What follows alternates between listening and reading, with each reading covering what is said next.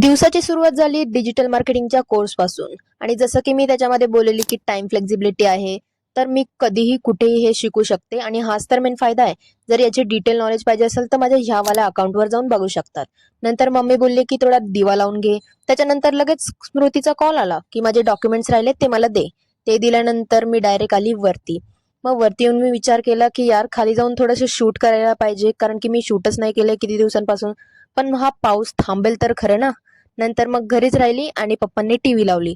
TV लावल्यावर बघितलं तर पप्पा शॉर्ट्स बघत होते, युट्यूबवरती शॉर्ट्स. ते पण टीव्हीवर लावून कोण बघतं यार, पण आमच्या घरातले बघतात.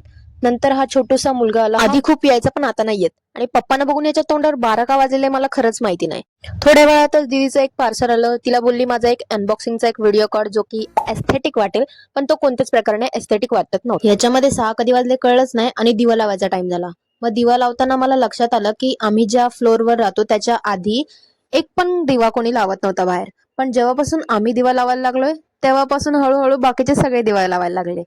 तर म्हणजे काय, जर तुम्ही चांगले कामं केले तर ते बघून दुसरे लोक सुद्धा चांगले कामं करतात आणि त्याचं पुण्य तुम्हाला लागतं.